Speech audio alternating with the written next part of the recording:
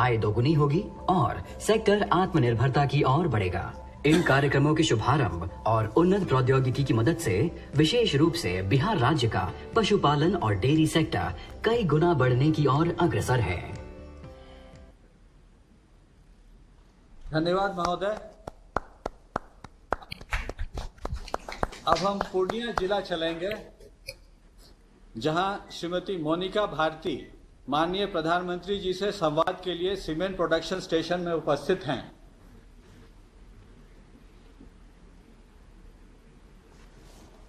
मोनिका जी नमस्ते। माननीय प्रधानमंत्री जी, मेरी ओर से आपको प्यार भरा प्रणाम। मैं मोनिका भारती हांसदा, ग्राम अलीनगर दूध उत्पादक सहयोग समिति, पंचायत सतकुदरिया, जिला पूर्णिया से आई हूँ और मैं कोसी डेयरी प्रोजेक्ट से जुड़ी हुई हूँ। मोनिका जी, आपके घर में कौन कौन है? मेरे घर में मेरे हस्बैंड है, मेरे 2 बच्चे हैं, मेरे भैया भाभी हैं, उनके 3 बच्चे हैं, दादी है और सास ससुर है। बड़ा विशाल परिवार है। Yes sir. पशुपालन के अलावा और भी कोई काम करती हैं या फिर इससे ही गुजारा चल जाता है? अभी तो सर इससे ही गुजारा चल जाता है, मतलब ग्रेजुएट किए हैं लेकिन अभी कोई रोजगार नहीं मिला है, तो अभी पशुपालक से ही और कृषि है, मतलब किसान हैं, क्या खेती कर रहे हैं। किस विषय में ग्रेजुएशन किया? हिस्ट्री में। अच्छा, कहाँ पर किए? मनिहारी कॉलेज से किया सर। अच्छा, अभी आपके पास कितनी गाय हैं? 2 गाय हैं। अच्छा, और कितने दूध की बिक्री दिन भर में हो जाती है? प्रतिदिन 10 लीटर। 10 लीटर? अच्छा। जी। आप पहले से ही सहकारी समिति से जुड़ी थी या फिर कहीं और दूध बेचती थी? इससे आपको कोई नहीं लाभ सर, हुआ क्या ये नई व्यवस्था से? पहले से ही जुड़े हुए हैं। अच्छा, यानी जब से आपके पास गाय है या जब से आप ससुराल आई, ये काम पहले से ही चल रहा था? ससुराल आने से पहले यहाँ पर कुछ काम नहीं था। अच्छा। यहाँ मेरे इंटर करके मेरी शादी हुई है और मैं ससुराल से ही ग्रेजुएशन की हूँ। और यहाँ पर पहले मतलब मैं एसटी से हूँ, तो यहाँ पर शराब मतलब बनता था हमारे समाज में। तो मेरी शादी हुई, इसके बाद जब शराब बंदी स्टार्ट हुई तो मैंने लेडीज लोगों को जागरूक किया कि शराब नहीं बनाना है। मैंने स्वयं सहायता समूह को भी प्रेरित किया कि उसमें 10 रुपया सप्ताह जमा करना है, उससे भी हमें लाभ हो सकता है। और फिर मैंने जीविका में ही VRP में काम किया किसान लोगों के साथ ही, जिससे कि हमारी आय में बढ़ोतरी हो सके। और अभी उससे भी मतलब मैं आगे आना चाहती हूँ। मोनिका जी, सबसे पहले तो मैं आपके पतिदेव को, आपके ससुर साहब को, आपकी सास को यहाँ से विशेष प्रणाम करता हूँ, क्योंकि आप इंटर के बाद शादी करके ससुराल आई और आपकी पढ़ाई आपने पूरी की। देखिए, ससुराल में आपको इस प्रकार से सम्मान मिलना, इतना प्यार मिलना और आपको पढ़ाई के लिए सुविधा देना, और जैसा आपने कहा कि आप SC क्लास से हैं, ये जो जागरूकता पहुंची है, मैं आपके परिवार को बहुत बहुत प्रणाम करता हूं कि उन्होंने आपके लिए इतने सारे अवसर खोल दिए। Thank you sir. मेरे जैसे और भी महिला हैं जो ससुराल में आकर के अपना पढ़ाई छोड़ दी है, उसको भी मेरे मतलब हमें देख करके उसको भी प्रोत्साहन होगा कि हम भी आगे आए। वाह, चलिए, आपने तो इस काम के अलावा भी न सिर्फ बिहार की बेटियों को प्रेरणा दी, देश की बेटियों को प्रेरणा दी है। Yes sir. देखिए मोनिका और इन जैसी तमाम बहनें आज स्वावलंबन के लिए, आत्मनिर्भरता के लिए तेजी से आगे आ रही हैं। सरकार की भी हर संभव ये कोशिश है कि बहनों को ज्यादा से ज्यादा अवसर मिले, और इसके लिए स्वयं सहायता समूहों को जब और ज्यादा मदद की जा रही है।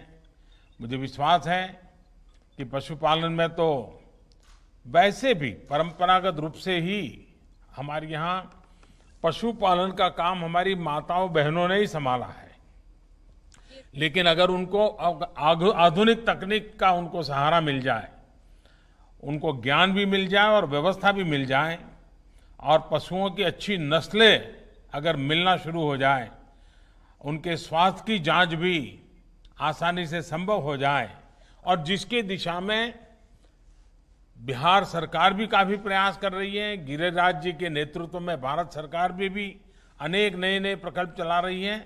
मुझे विश्वास है इन सारी चीजों का बहुत बड़ा लाभ मिलेगा आपको, और आप जैसे पशुपालक निश्चित ही देश की अर्थव्यवस्था में एक नई ताकत बनेंगे। लेकिन आप मोनिका जी पढ़ी लिखी हैं, मैं आपसे आग्रह करूंगा, अभी आपने देखा होगा कि कुछ न्यूज चैनल ने गुजरात की बनास डेयरी की 10 बहनों का बड़ा परिचय दिया था। वो गांव की किसान बहनें थी, कोई ज्यादा पढ़ी लिखी तो नहीं थी, लेकिन वो 1-1 करोड़ रुपयों का दूध का कारोबार करती है।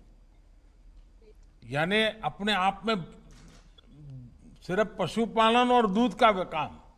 अगर आप वेबसाइट पर जाओगी बनास डेयरी की या अमूल डेयरी की या साबर डेयरी की, तो आपको ऐसी कई बहनों ने कैसे पराक्रम किए हैं, आपको बहुत सारी जानकारियां मिलेगी। तो मैं जरूर, मोनिका जी आपने जैसे पढ़ाई में रुचि ली है, अब आप वैज्ञानिक तरीके से पशुपालन के इस काम को आगे बढ़ाइए। आपने जो ग्रेजुएशन किया है, इसलिए और नया कुछ खोजने में समय बर्बाद मत कीजिए। आपके पास जो ताकत है, उस ताकत से आप पूरे क्षेत्र का, पशुपालन का कार्य क्षेत्र ही बदल सकती है। और बड़े विश्वास के साथ आगे बढ़िए। आपके क्षेत्र के सारे किसान पशुपालक आपको जीवन भर आशीर्वाद देते रहेंगे, और मुझे विश्वास है कि आप जैसे पशुपालकों को और आपके कारण अन्य लोगों को भी बहुत लाभ मिलेगा। मेरी तरफ से आपको बहुत बहुत शुभकामनाएं हैं। Thank you sir. धन्यवाद। इसके बाद अब श्री ब्रजेश कुमार बरौनी से माननीय प्रधानमंत्री जी से वार्ता करेंगे।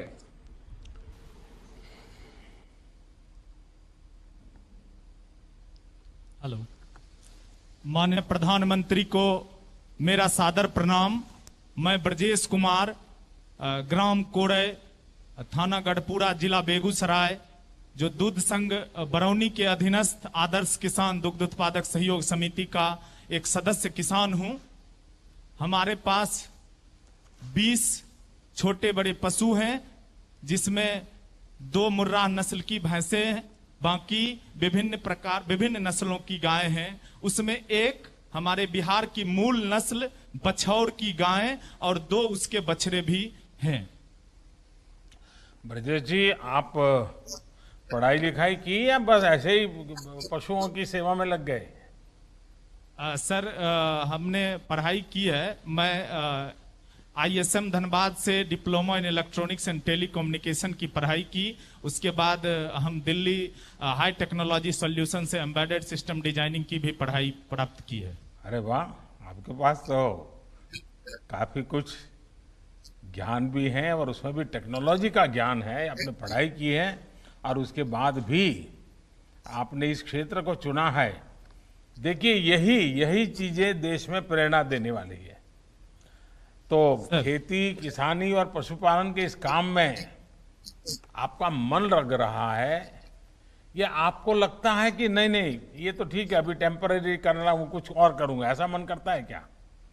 सर, पढ़ाई के उपरांत मैं CBSE के लिए काम करता था। उसके लिए सॉफ्टवेयर डिजाइन करता था कंटिन्यूअस कॉम्प्रिहेंसिव इवैल्यूएशन का 2012-13 में। 13 के जुलाई में मैं गांव वापस आया और हमने कहा कि मैं पशुपालन करूंगा, और मुझे गांव समाज का बड़ा विरोध झेलना पड़ा, लेकिन मैं दृढ़ इच्छा शक्ति के साथ उसमें लगा रहा। और आज मैं गर्व से कहता हूं सर कि मैं वो ऋषि पुत्र कृषक हूं जिसके उगाए गए अनाज से हमारे हिंदू सनातन धर्म में ठाकुर जी के भी भोग लगते हैं। वाह वाह। और अगर इतने महत्वपूर्ण उत्पाद के उत्पादक अपने आप को दीनहीन महसूस करेंगे तो फिर हमारा देश विकास नहीं कर सकता। इसलिए गर्व से हम कहते हैं कि हम पशुपालक किसान हैं। ब्रजेश जी, मुझे आपके शब्द सुनकर के मुझे खुद को ही प्रेरणा मिल रही है। हमारे देश का गर्व है कि ब्रजेश जी जैसे आत्मविश्वास से भरे हुए और क्लियर विजन वाले नौजवान अपने ज्ञान का और क्षेत्रों में कैसे उपयोग हो, इस प्रकार का कमिटमेंट रखने वाले नौजवान। ब्रजेश, मैं सच बताता हूं, आपकी आधी मिनट आपने ली, लेकिन मुझे इम्प्रेस कर दिया। देखिए, गांव में रहकर अपने घर पर ही ये जो काम कर रहे हैं, उसे कितनी आमदनी हो जाती है, कितनी बचत हो जाती है, ये तो शायद आप हिसाब किताब नहीं लगाते होंगे, लेकिन आपका कमिटमेंट है इसलिए करते होंगे। लेकिन फिर भी मैं जानना चाहूंगा कि क्या स्थिति होती है। सर, हिसाब किताब लगाते हैं। सबसे पहले हमने बिहार सरकार के माननीय मुख्यमंत्री के दिशा निर्देश में चल रहे समग्र विकास योजना अंतर्गत 20 गायों का अनुदानित भारतीय स्टेट बैंक से गौशाला खोला, और उसके जितने भी मानक थे सर, मैं बिहार का उस योजना से सब्सिडी प्राप्त करने वाला पहला लाभार्थी हूं। ये गौरव मुझे प्राप्त है। और उस योजना के जितने भी सर साधन थे, वर्मी कंपोस्ट, गोबर gas plant, milking machine, Bihar का मैं पहला मिल्किंग मशीन भी 2013 में पंजाब से खरीद के लाया सर। और silage making process, urea treatment उस समय भूसा का होता था। इन सारे संसाधनों को हमने वहां लगाया।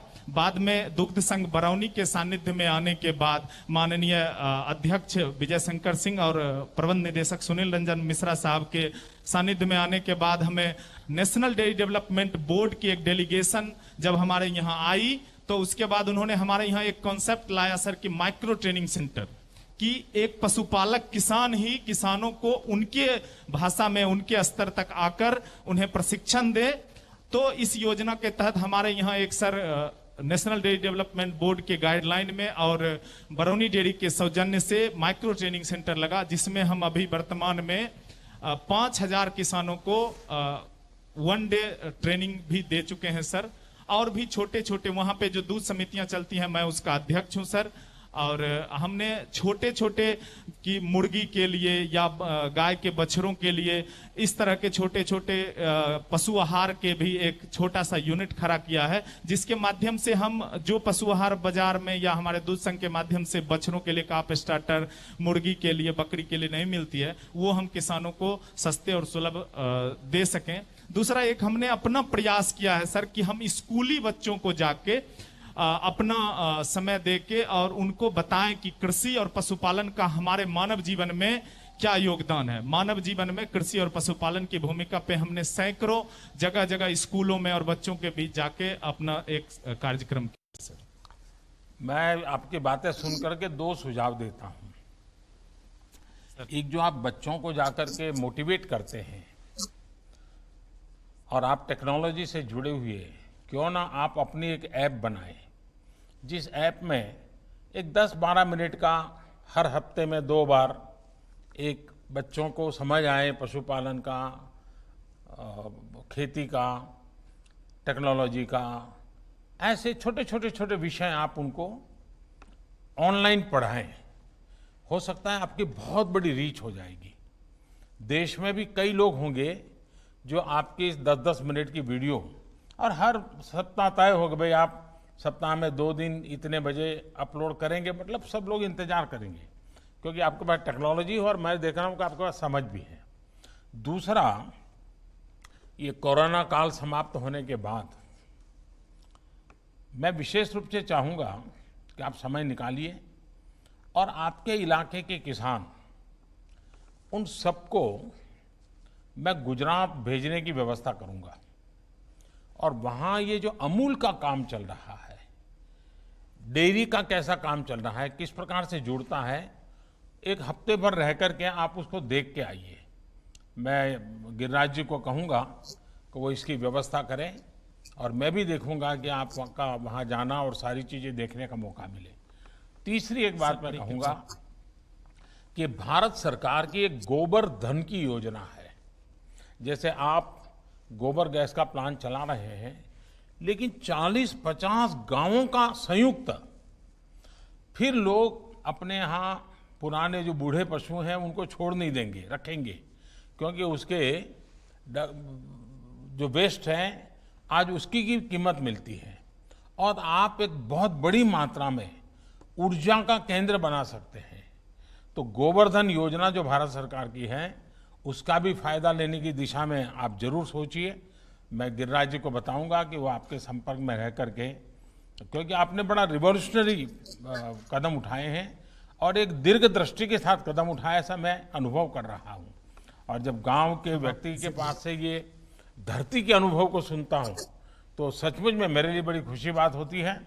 और गांव की किसानों की आय बढ़ाने के लिए सरकार जो प्रयास कर रही है उसमें आप जैसे नौजवानों का जुड़ना बहुत बड़ा लाभ करेगा।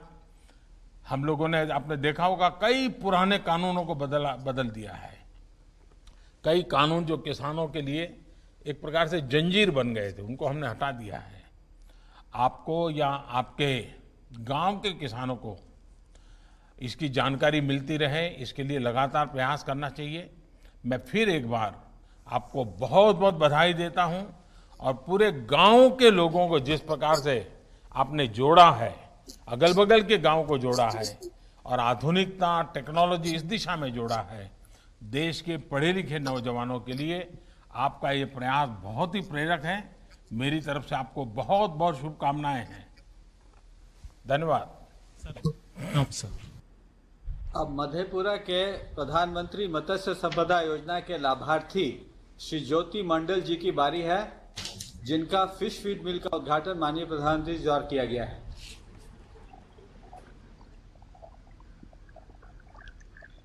मधेपुरा से ज्योति मंडल बोल रहा हूं सर। प्रधानमंत्री जी को बहुत बहुत प्रणाम सर। ज्योति जी नमस्कार। जी प्रणाम सर। जी बताइए, अपना जरा बात बताइए, क्या कर रहे हैं? हम सर पहले खेती करते थे, उसमें आमदनी कम होती थी। अब मछली पालन कर रहे हैं 4-5 साल से 10 हेक्टेयर में सर, उससे काफी आमदनी बढ़ गई है। क्या फर्क आया? पहले की तुलना में कितना फर्क आया? पहले की तुलना में कम से कम 5 से 10 गुना फर्क आया। ओहो, अच्छा। तो आप पहले क्या पढ़ाई वढ़ाई की है या पहले से खेती में ही लगे थे? नहीं सर, पढ़ाई किए हैं। साइंस कॉलेज पटना से बीएससी ऑनर्स किए थे सर, उसके बाद जेएनयू से एमए किया है सर। और उसका किसान यहाँ पर खेती कर रहे हैं, प्लांटेशन किया है और सर खेती कर रहे हैं। तो उसमें मछली पालन ही मेरा मेन खेती है सर। अच्छा, आपने पोस्ट ग्रेजुएशन किया, जेएनयू से किया, और आपने मछली पालन ही क्यों चुना? क्यों ही विचार आया? आप आगे रिसर्च में जा सकते थे और कोई व्यवसाय भी आप चुन सकते थे। सर उसी समय मेरे मन में आया सर, जो गांव किसान के लिए कुछ किया जाए। किसान लोग बहुत ही, हम लोग के मधेपुरा जिला बहुत गरीब जिला है सर। हिंदुस्तान का सबसे गरीब जिला में मधेपुरा जिला है सर। यहाँ किसानों की स्थिति बड़ी बदतर थी, लेकिन आप लोगों के आने के बाद से सर, राजपाट आने के बाद से बहुत अच्छी स्थिति आ रही है। अभी मछली पालन में 5 गुना वृद्धि हो रही है किसानों की आमदनी में सर। पहले 10 से 20 हजार एक एकड़ में कमाई होता था सर। आज की डेट में कम से कम किसान 1 एकड़ वाटर एरिया से 1 लाख से 10 लाख 20 लाख तक कमा सकता है सर। आपकी जो योजना थी सर, जो हम 22 में 2 गुना करेंगे आमदनी, अगर किसान मछली पालन शुरू करे सर तो 5 गुना आमदनी तो निश्चित रूप से होगी सर। ज्योति जी, आपकी बात सुनकर के देश के किसान भी आपको सुन रहे हैं। ये जो आत्मविश्वास आप बता रहे हैं, जब चारों तरफ कुछ लोग निराशा फैलाने की कोशिश कर रहे हैं, और ज्योति जी आप तो स्वयं विश्वास की ज्योति जगा रहे हो। अच्छा, आपके गांव में या आसपास के इलाके में पहले से भी मछली पालन के तौर तरीके रहे होंगे? पुरानी पद्धति रही होगी, वेस्टेज रहता होगा। आपने क्या नया किया? हमने सर उसमें चारा खिला करके सर, देखिए मछली की वृद्धि काफी होती है, तो चारा खिलाने के लिए सर चारा यहाँ काफी महंगा मिलता है। यहाँ नियरेस्ट पॉइंट छत्तीसगढ़ और आंध्र प्रदेश से आता था चारा सर, वो काफी महंगा किसानों को मिलता था, हमको मिलता था काफी महंगा। लेकिन जब हम यहाँ इसीलिए चारा मिल यहाँ पर स्थापित किए हैं सर, जो किसानों को सस्ता में चारा मिलेगा और आमदनी गारंटी के साथ सर हम कह रहे हैं, जो 5 से 10 गुना किसानों की आमदनी बढ़ जाती। अब मत्स्य संपदा योजना के तहत आपने फिश फीड मिल भी शुरू की है, और मैं पीछे देख रहा हूं कि, और इस योजना से आप अपने साथ साथ पूरे क्षेत्र को ज्यादा प्रोत्साहित करने के लिए आगे भी कुछ करें, ये मेरी अपेक्षा है। हो सकता है क्या? कुछ कर सकते हैं? जी सर, कर रहे हैं सर, प्रचार प्रसार काफी कर रहे हैं और काफी आदमी इसमें जुड़ रहा है सर। मछली पालन में काफी आदमी सर इसमें जुड़ रहा है और काफी बढ़िया खेती शुरू हुआ है सर। लोग आपके यहाँ देखने के लिए आते हैं क्या, कैसे आप कर रहे हैं वो? जी सर आते हैं। अच्छा। जी सर आते हैं सर। देखिए, देश में गांव और किसान की आय बढ़ाने के लिए ब्लू रिवॉल्यूशन पर व्यापक काम हो रहा है। कोशिश ये है कि नदियों, तालाबों में, समंदर में, जहां भी हो, हम जल के भीतर के संसाधनों का संरक्षण और संवर्धन भी करें और उसमें आजीविका भी कमाएं, ताकि किसान को भी लाभ हो, पर्यावरण, जल के भीतर का जीवन भी अधिक सुरक्षित हो। सरकार इसके लिए हर स्तर पर आर्थिक और तकनीकी मदद मुहैया करा रही है और मैं चाहूंगा कि आपके माध्यम से, भले आज मधेपुरा आपके हिसाब से गरीबी में 10 नंबर में हो, लेकिन आप जिस दिशा में चले हैं, देखते ही देखते मधेपुरा गरीबी के इस टीके से बाहर आ सकता है और आप जैसे पढ़े लिखे किसान जब मैदान में आए हैं तो पक्का आएगा और भारत सरकार, राज्य सरकार पूरी तरह आपके साथ खड़ी रहेगी, ये मैं आपको विश्वास दिलाता हूं। सर मछली पालन में अगर सर आप लोगों की तरफ से जो मदद मिल रही है, जैसे हमको 50% अनुदान मिला सर, आज चारा यहाँ बनेगा और सस्ता मिलेगा सब किसानों को, तो मछली उत्पादन करके किसानों की आमदनी 5 गुना से 10 गुना आराम से सर 1 साल में बढ़ सकता है। और ये आदमी देख रहा है और सोच रहा है, हर आदमी अब सोच रहा है जब हम तालाब खुदाएं, मछली पालन करें सर। चलिए, बहुत बहुत बधाई आपको और बहुत शुभकामनाएं मेरी। धन्यवाद महोदय। वार्ता के अंत में श्री राजू कुमार पटना को आमंत्रित करते हैं। श्री राजू कुमार प्रधानमंत्री मत्स्य संपदा योजना के अंतर्गत फिश ऑन व्हील्स के लाभार्थी हैं।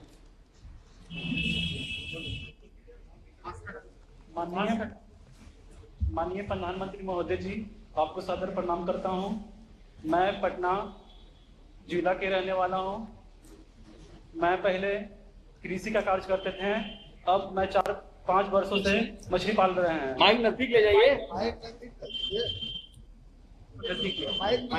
हाँ, ठीक ठीक, मुझे सुनाई दे रहा है, मुझे सुनाई दे रहा है।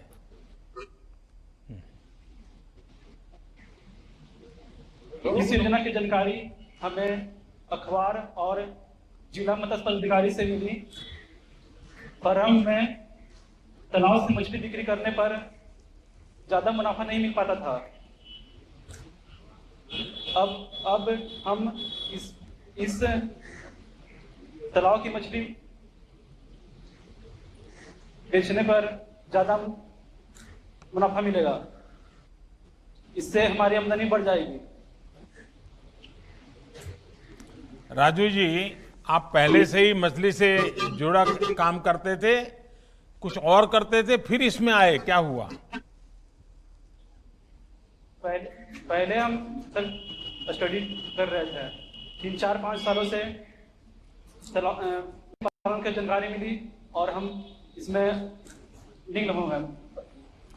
नहीं, पहले जो खेती का काम करते थे उसमें और इस काम में आपके जीवन में और आपकी आर्थिक व्यवस्था में क्या फर्क आया, कैसे बदलाव आया?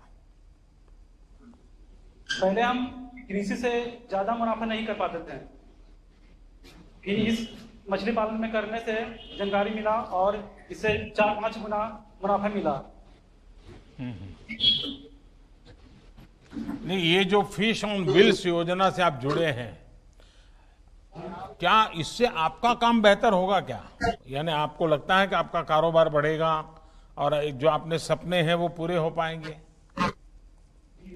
फिश ऑन व्हील्स से गाड़ी मिलने से घूम घूम कर मछली बेचेंगे और हमारी मछली तेजी से बिकेगी।